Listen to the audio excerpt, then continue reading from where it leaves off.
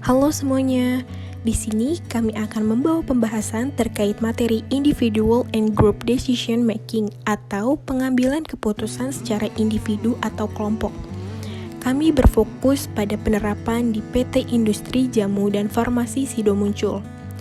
Sebelumnya, perkenalkan kami kelompok 6 yang beranggotakan 5 orang dari kelas paralel 6 mata kuliah manajemen dengan kode mata kuliah MAN 101. Adapun anggota kelompok dari kelompok 6 yang pertama ada Azizah Nurul Jihad, ada Amelia Aisyah Putri, ada Wildan Rahmat Fahrezi, ada Akhdan Muhammad, dan Diva Ulin Nuha. Dalam membuat keputusan, banyak kemungkinan seseorang salah mengambil langkah atau strategi.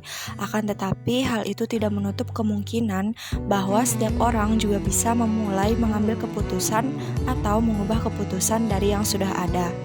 Ada beberapa hal yang dapat dilakukan sebelum mengambil keputusan. Yang pertama, menjadikan keputusan sebagai bagian dari prioritas. Hal ini termuat dalam 3 cakupan. Pertama, membuat daftar keputusan dalam kurun waktu yang relevan. Kedua, menggambarkan setiap keputusan sesuai dengan kompleksitas dan besarnya. Yang ketiga, mengatur keputusan menjadi 3 kategori. Yang pertama, keputusan strategis. Keputusan strategis ini seperti memutuskan bagaimana suatu pekerjaan akan membutuhkan waktu berapa lama dan berapa orang yang akan terlibat. Kedua, keputusan penting yang menuntut sedikit energi dan juga informasi tapi masih dalam kategori penting. Ketiga, keputusan cepat adalah hal yang paling tidak rumit, memerlukan pemasukan paling sedikit, dan cepat diselesaikan dengan menerapkan aturan sederhana. Kedua, belajar dari kesalahan untuk membuat suatu pembaharuan dari keputusan. Kemudian, jenis pengambilan keputusan. Jenis pengambilan keputusan terbagi menjadi 2, yaitu rasional dan non-rasional. Yang pertama, rasional. Terdapat 4 langkah untuk mengambil keputusan secara rasional. Yang pertama, identifikasi masalah atau peluang. Yang kedua, memikirkan solusi alternatif. Yang ketiga, mengevaluasi alternatif dan memilih solusi.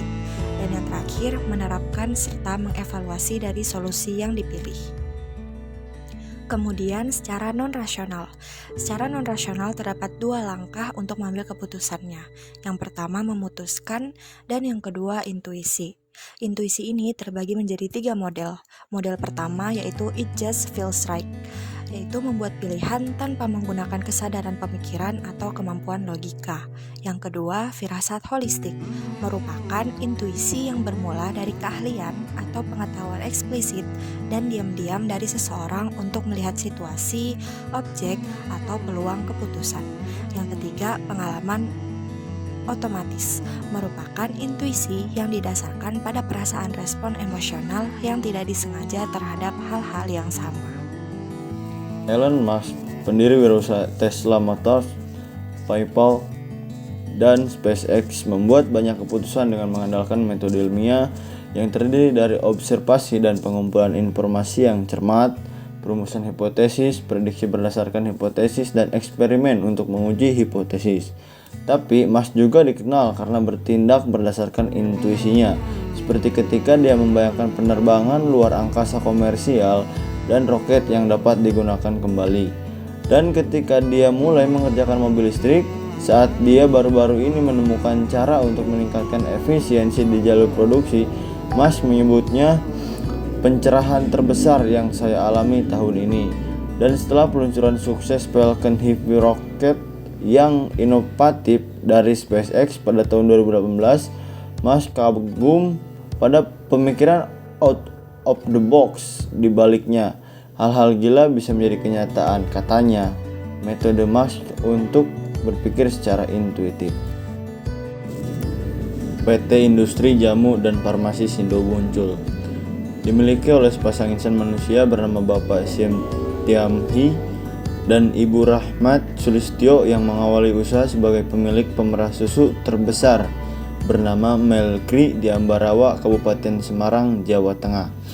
Di tahun 1930, pasangan ini mulai merintis toko roti dan juga mulai meracik jamu yang bernama Roti Muncul dan Tolak Angin.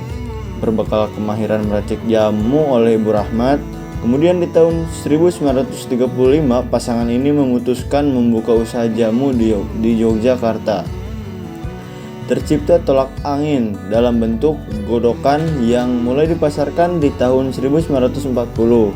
Kemudian mendirikan perusahaan sederhana pada tahun 1951 yang bernama Sido muncul, yang artinya impian yang terwujud di Jalan Melaten Trenggulun, Semarang.